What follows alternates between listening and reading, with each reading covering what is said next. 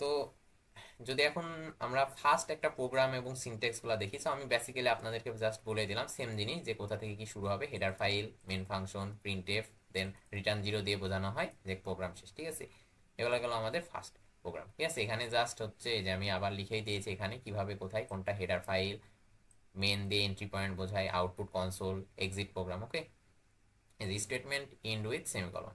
আর curly braces যেগুলো আছে, অর্থাৎ এই যে আমাদের যে সেকেন্ড ব্রেড, এগুলা দিয়ে ব্লক বোঝায়। ঠিক আছে, ব্লক বা হচ্ছে আপনার এরিয়া বোঝায়। ঠিক আছে, ব্লক বা এরিয়া বোঝায় হচ্ছে কার্লি ব্রেসেস দিয়ে। ঠিক আছে, দেন যদি আমরা আসি কেস সেন্সিটিভ। ঠিক আছে, কেস সেন্সিটিভ অর্থাৎ আপনি যদি সি এবং সি প্লাস প্লাসে যে কোনো কিছুকে, সি সি প্লাস প্লাসে যদি একটা বড় হাতের এইচ নেন এবং একটি ছোট হাতের এইচ নেন, ঠিক আছে, সো আলটিমেটলি বড় হাতের এইচটা একটা ভ্যারিয়েবল ধরবে বা একটা আলাদা জিনিস ধরবে, ছোট হাতের এইচটা একটা আলাদা জিনিস ধরবে। ঠিক আছে, আলটিমেটলি ছোট হাতের বড় হাতের এখানে এটা একটা কেস সেন্সিটিভ। বাট যখন আপনি যদি বলি এইচটিএমএল এ কিন্তু ছোট হাতের বড় হাতের কেস সেন্সিটিভ না। ঠিক আছে, আপনি যাই দেন একই কিছু বোঝায়, but C C plus plus এগুলোতে আলাদা আলাদা জিনিস বোঝাবে।